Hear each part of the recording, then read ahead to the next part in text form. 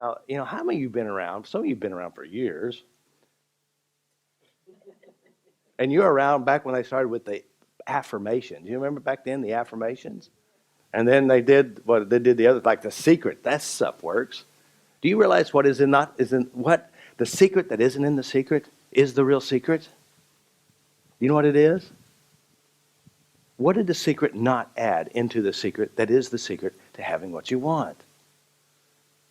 Do you know what it is? I told you yesterday.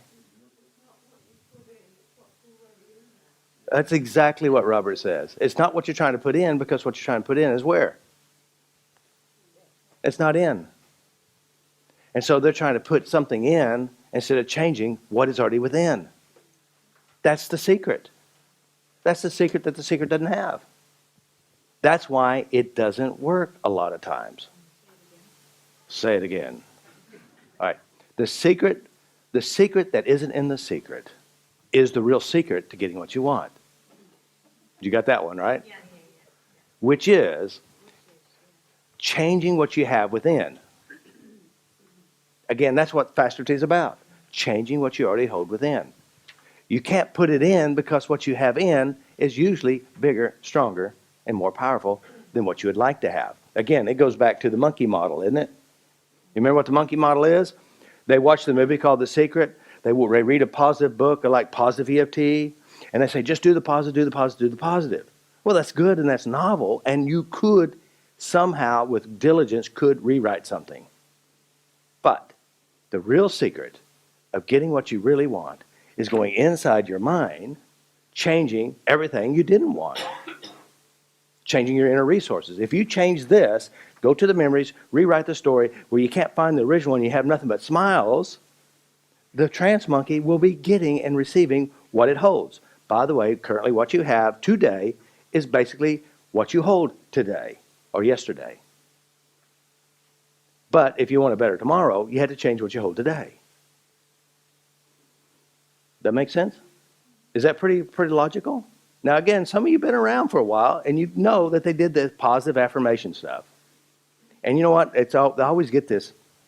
People write me and say, well, this guy goes, this positive stuff doesn't work for me.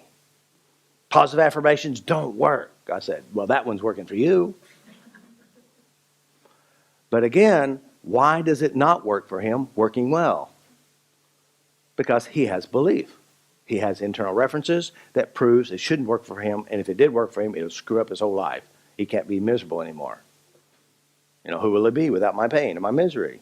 The typical model of thinking, and this is what the whole entire world best coping skill is, we have this problem / issue. We have this problem. So here it is. This is what you do. I'm here and I say something, or you think of something, or you're out in the world and something seems to be negative. By the way, according to the unconscious mind, the intelligent idiot, is there anything really negative? The answer is no. Absolutely not, because it only produces from what it holds. And what it holds, it thinks is how the world is, and this is truth. And that's why you depress yourself. That's why you beat yourself up. That's why you say bad things, because you're staying in alignment with your memories that you hold. It's not negative.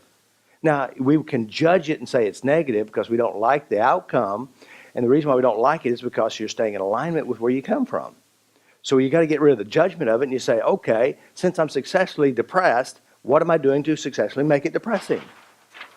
What memories, what ideas? Then you go change those, and then all of a sudden you can produce something else. So let's say you have a problem, you're depressed, you're angry, you're upset. The first thing you don't want to do is go inside yourself and look at the memories that caused it, unless you just go there and enjoy it. Now, some people do go to the memories, feel the bad stuff, and enjoy it. And ask yourself, how much worse can it get? And then guess what they do then? They start looking at the future and see how shitty it's going to be. So they're projecting. They're using their creative force to manifest and produce something that they don't want, but they spend a lot of time with. Did you get that one? And it's like the lady who I was working with, I said, well, you love this. I said, I hate it. I said, really? If you know what habanero peppers are? Now, these peppers will burn you just by looking at them.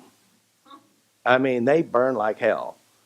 All right? So the question is, would you eat habanero peppers? Would you? No, you wouldn't eat them, because why? They burn, they hurt you. But yet you would spend all your time thinking and fearing and looking at what you didn't want, what you said you hated, but you spent all your time looking at it. Matter of fact, you plan your whole day around it.